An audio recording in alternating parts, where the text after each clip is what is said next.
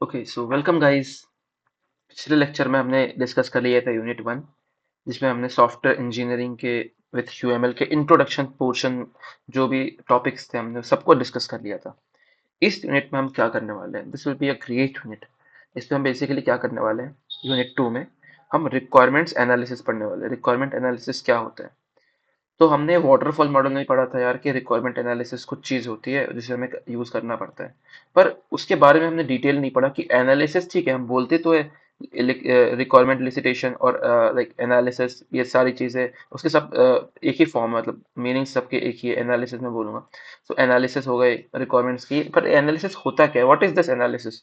हम analysis analysis तो करते रहते हैं दिन भर, पर एनालिसिस है क्या, किस चीज़ का एनालिसिस करना है और क्यों करना है? तो for that only, to study that only, जो हमारा मोटिव है उसको स्टडी करने के लिए हम फर्स्ट शुरुआत करते हैं introduction to requirement elicitation concept. Okay, ये क्या है बेसिकली, तो इसमें हम चलते हैं पहले। तो फर्स्ट अगर हम कॉन्सेप्ट्स की बात करें, first is concept.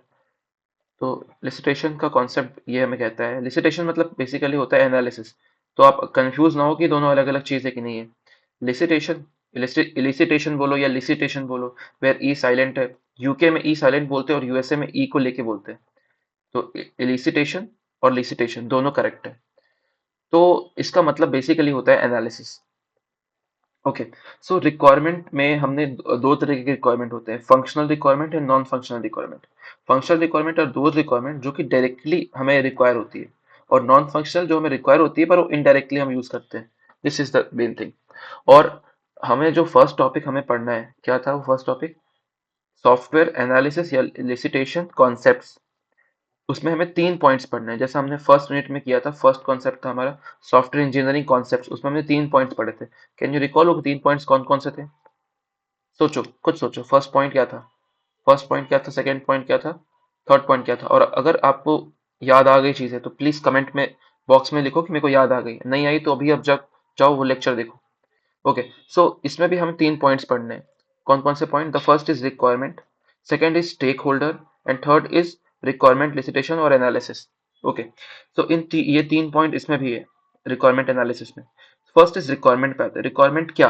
Requirement means कि आपका रिक्वायरमेंट जो है वो हार्डवेयर है, सॉफ्टवेयर है, या टेस्टिंग में रिक्वायरमेंट्स आपके क्या आने वाले हैं। बेसिकली ये होता है रिक्वायरमेंट का मीनिंग।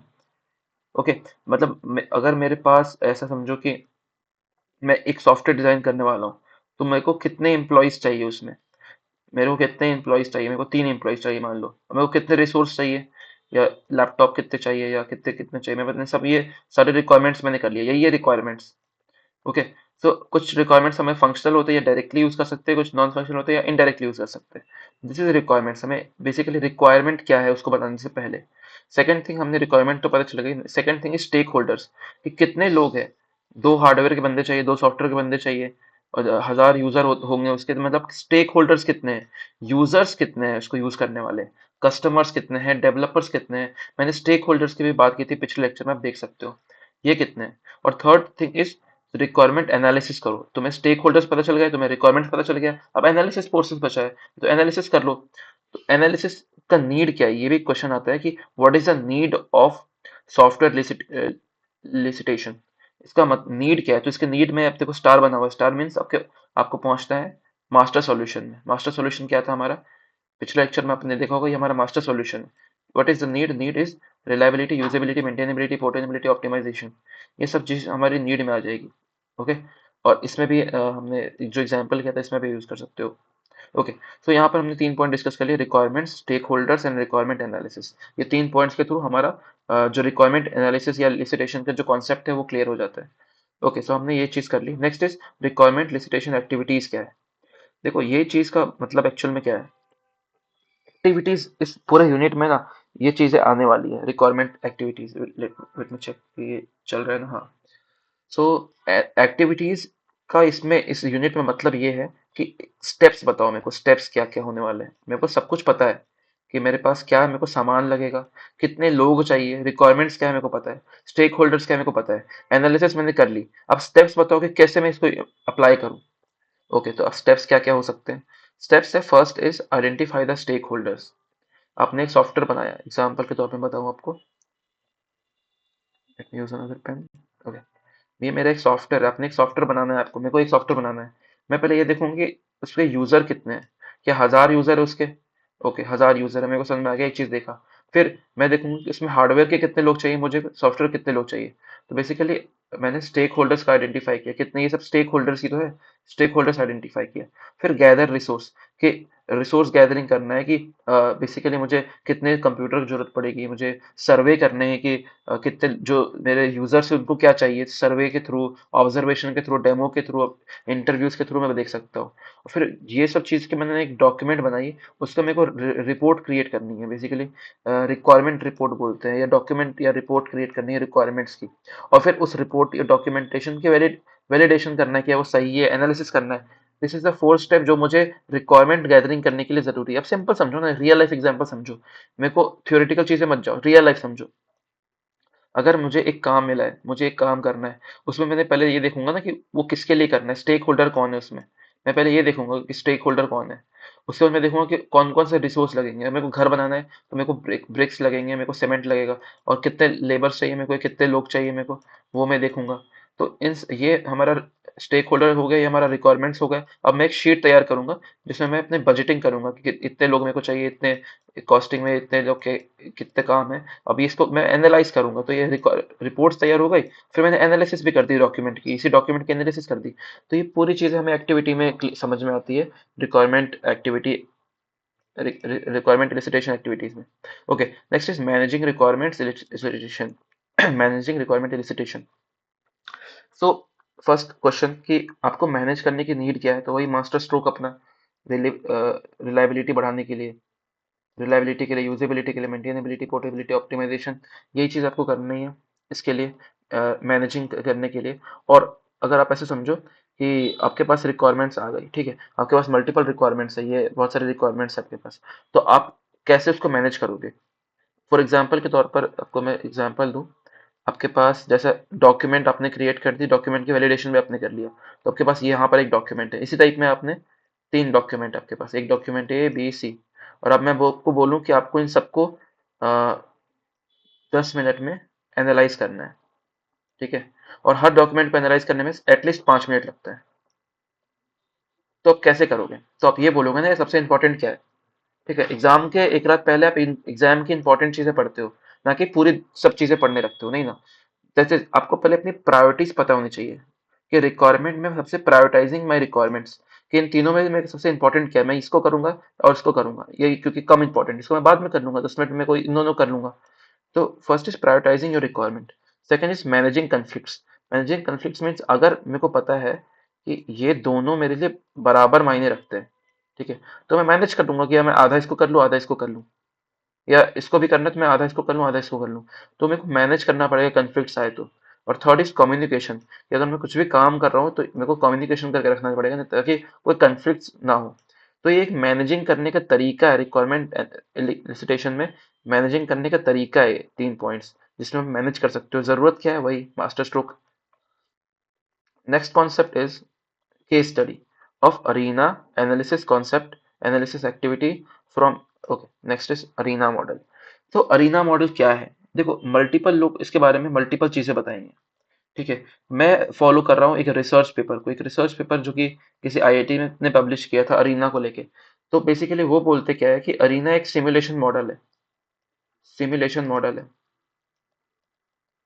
एक कंप्यूटर सिमुलेशन मॉडल है। ओके, कंप्यूटर सिमुलेशन मॉडल मतलब एक ऐसे सॉफ्टवेयर आपके पास बन बन के आ जाएगा, उसमें आपको एनालिसिस कर सकते हो अपने रिक्वायरमेंट्स का, बेसिकली एक रिपोर्ट बना सकते हो। अभी तक हमने ये रिपोर्ट जो बात की थी हार्ड कॉपी पेज में बना रही है ऐसा बात की थी, पर अरीना के थ्रू आप खुद का ऐसा रिपोर्ट सॉफ्टवेयर बना सकते हो, nothing else.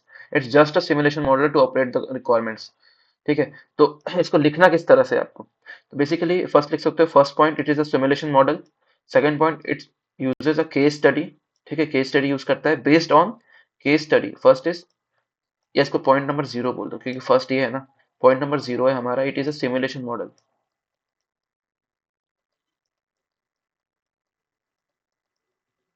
It is a simulation model. Second is it uses a case study based on practical analysis. Third point requirement elicitation और एनालिसिस के लिए काम करता है। Fourth point analysis of stakeholders. And fifth point analysis of requirements. अब मैं analysis word को बार बार emphasise क्यों कर रहा हूँ? बिकॉज एनालिसिस इसमें ही एरिना का दूसरा मतलब ही है analysis. What does this mean Harsh? Basically it means that कि एनालिसिस कॉन्सेप्ट हमें इसमें पढ़ना है कि हम तब से एनालिसिस एनालिसिस कर रहे हैं, पर what is this analysis? Analysis होता क्या है? तो अब इसमें हम ये पढ़ते हैं एनालिसिस क्या होता है। सो एनालिसिस कॉन्सेप्ट क्या बोलता है? आपको यूज केस स्टडी करना है और एक्टर्स का स्टडी करना है, वही एनालिसिस की स्टडी कहलाती है। मतलब मतलब ये हुआ कि ये हमारे पास एक सिस्टम है, ये हमारे पास एक सिस्टम है। ओके, इस सिस्टम में अंदर में हमारे पास कुछ काम हुआ है, अभी अभी के टाइम पे काम वाम हो। जैसे मेरे घर में मेरे को खाना बनाना है, मेरे को पढ़ाई करनी है, मेरे को कुछ और करनी, कोडिंग करनी है। तो ये तीन काम है मेरे घर में। तो घर मेरा एक सिस्टम हो गया और काम मेरे हो गए यूज केस या टास्क। डन। यूज केस या टास्क, दीज आर माई काम। तो ये सब चीज, तो मुझे एनालिसिस, किसी भी चीज का एनालिसिस करने के लिए, मुझे घर के काम करने के लिए, मेरे को ये पता करना है, अगर मुझे घर की सफाई करनी है तो मुझे ये पता होना चाहिए कि घर में कितने काम है पहला, और दूसरा कितने लोग हैं। तभी तो मैं डिवाइड कर सकता हूँ लोगों को। क्लियर? मतलब क्या हुआ? मतलब मुझे ये पता होना चाहिए कि मेरे यूज केसेस कितने हैं, काम कितने हैं, और एक्टर्स कितने हैं, मतलब लोग कितने हैं, यूजर्स कितने हैं, कस्टमर्स कितने हैं। ये अगर मुझे पता चल जाए, ये दो इन्फॉर्मेशन, तो मैं एनालिसिस समझ जाऊंगा, एनालिसिस समझ जाऊंगा। तो वही मेरा एनालिसिस कॉन्सेप्ट हो जाएगा। नेक्स्ट, आपने ये तो मेरे को समझा दिया कि ठीक है एनालिसिस क्या होता है। नेक्स्ट आप कैसे करोगे? मैंने आपको बताया था एनालिसिस एक्टिविटीज के बारे में पूछ रहा है, और जहां भी एक्टिविटीज आ जाए मुझे समझ जाना चाहिए कि स्टेप्स की बात हो रही है। और नेक्स्ट थिंग हमारा वही था कि एनालिसिस एक्टिविटीज क्या होंगी, from use case objects and managing analysis. Okay, तो स्टेप्स क्या होंगे? तो from use case to object, ये समझते हैं पहले, ये थोड़ी अच्छी चीज है। अब मैं चाहूंगा कि थोड़ा आप लोग ध्यान दें, इसको एक स्टोरी की तरह समझ लो, ठीक है? स्टोरी कुछ इस टाइप में होती है कि बात उन दिनों की है, बात उन दिनों की है कि एक एक्टर हुआ करता था। एक्टर, चीजें दिख रही है क्या? अच्छा, यहाँ करता हूँ। एक एक्टर हुआ करता था। एक्टर मतलब एक यूजर हुआ करता था, ठीक है? वो यूजर बहुत खुश था अपनी लाइफ से। ओके, अच्छा अच्छा खुश है, हाँ। अब उसके पास एक सिस्टम था, या मान लो उसके पास ऐसा कुछ था, घर में, घर ही मान लो इसको। उसके पास कुछ काम थे। Use case number one, use case number two, use case number three. This is use case. इसमें आप देख सकते हो ये डायग्राम में बना हुआ है। दिस इज एन एक्टर, इसको एक्टर बोलते हैं। दिस इज सिस्टम, और this is use case. Okay, so इसके पास मल्टीपल यूज केस थे, ये भी करना है इसको, ये भी करना है, या काम थे, ये भी करना है। इस डायग्राम को, जिसमें आप अभी जो देख रहे हो, इसको हम लोग प्यार से बोलते हैं, क्या बोलते हैं? Any hint? Use case diagram.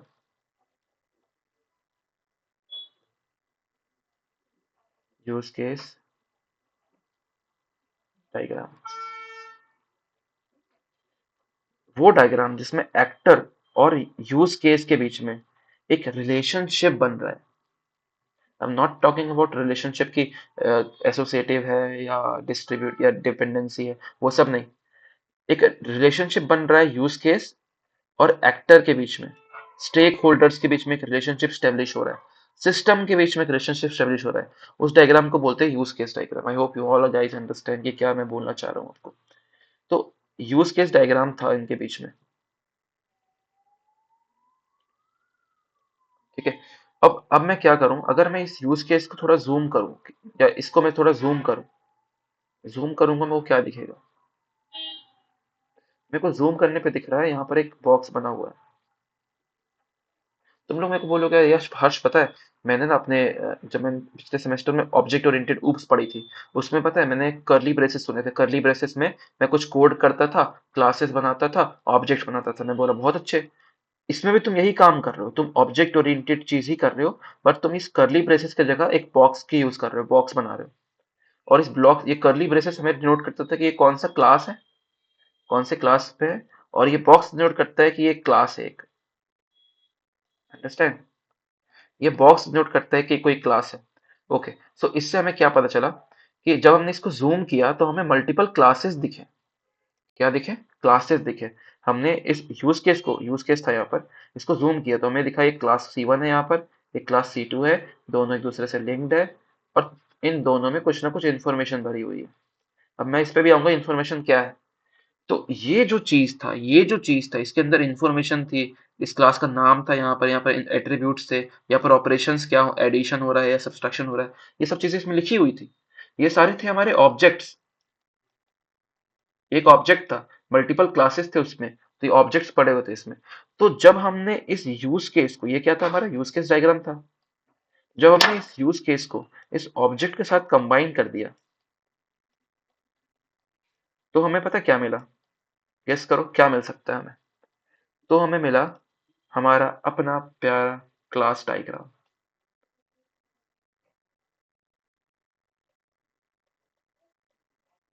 Class, colour नहीं लिखा, क्लास डायग्राम। तो अगली बार आपको कोई भी चीजों से डराए कि यार यूज केस क्या होता है, क्लास डायग्राम क्या होता है, कैसी कैसी चीजें, तो आप उसको क्लियर बोलो, भाई सुन, अगर कोई एक्टर सिस्टम के साथ इंटरैक्ट करता है तो उसे बोलते हैं यूज केस। यूज केस, उसके मल्टीपल यूज केस हो सकते हैं, उसे बोलते हैं यूज केस डायग्राम। और अगर यूज केस डायग्राम में हम ऑब्जेक्ट को इंक्लूड कर दे तो उस डायग्राम को बोलते हैं हम class diagram. It is nothing else, यही है, इट्स जस्ट स्क्रैच, कुछ नहीं है और। ओके, सो ये चीज मैंने इसमें एक्सप्लेन किया है कि जैसे आप देख सकते हो यहाँ पर एक एक्टर जो है वो यूज केस एक्सेस कर रहा है और उस यूज केस के से दो क्लास C1 C2 क्लासेस बने हुए हैं और दोनों के बीच में रिलेशन है। तो ये ऑब्जेक्ट है और ये यूज केस है, इन दोनों कॉम्बिनेशन को हम बोलते हैं क्लास डायग्राम। तो ओके, अब हम बात करते हैं कि एक्टिविटीज पे जो हम उस समय करने वाले थे पर हम थोड़े से और कॉन्सेप्ट्स में घुस गए थे। Next is activity analysis. Activities क्या क्या होती है। तो first is identify the use case. पहले अपने काम को तो पहचानो कि तुम्हारा काम क्या है। ठीक है, अब तुमने फर्स्ट स्टेप, तुमने identify the use case. Second step है तुम क्रिएट करो यूज केस डायग्राम, यानी कि एक यूज केस डायग्राम क्रिएट करो कुछ इस टाइप में। बट हाँ, यही सेम रहेगा, बस इसमें एरोज नहीं रहेंगे, ये एरोज मत डालना। बस तुम एक्टर बनाना और ये बनाना, यूज केस बनाना। तुमने फर्स्ट पॉइंट लिखा, एक्सप्लेन किया थोड़ा बहुत और यूज केस का डायग्राम बना दिया ये वाला। सेकंड तुमने ये बनाया पर इसमें एरोज नहीं बनाया, रिलेशनशिप शो नहीं कर रहे हो तुम अभी। ठीक है। Third thing is detailing relation for use case diagram. अब तुम इसमें एरोज बनाओ, इस स्टेप में, थर्ड स्टेप में तुम एरोज बनाओ इसमें। ठीक है। फोर्थ स्टेप में आइडेंटिफाई द ऑब्जेक्ट, ये जो मैंने तुमको बताया था ऑब्जेक्ट क्लासेस के, ये तुम ऑब्जेक्ट बनाओ कि ऑब्जेक्ट्स क्रिएट करो। और फिफ्थ स्टेप में तुम क्रिएट करो क्लास डायग्राम, मतलब ये पूरी की पूरी डायग्राम तुम दोबारा क्रिएट करो फिफ्थ स्टेप में।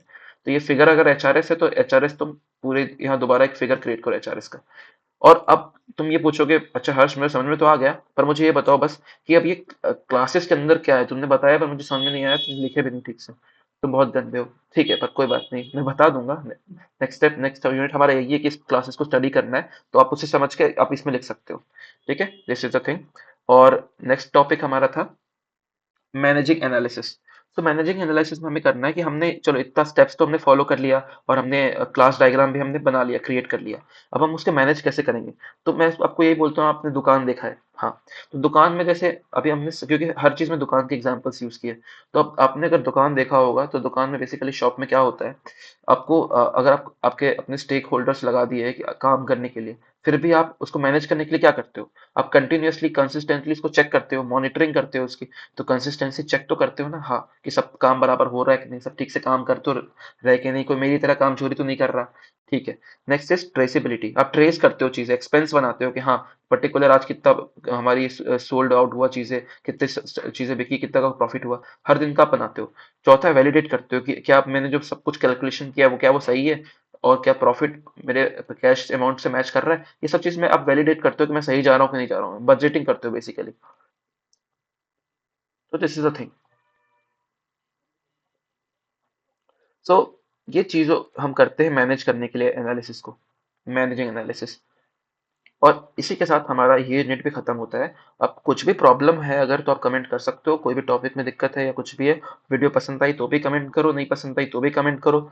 और if you like the video, press like, जो आपको पता ही है। और सब्सक्राइब करना है तो करो अगर अच्छा लगे तो। और अगर और ऐसी वीडियो देखना चाहते हो तो करनी चाहिए। Okay, so thank you for watching, thank you for your time, and मिलते हैं आपसे नेक्स्ट वीडियो में थर्ड यूनिट के लेके।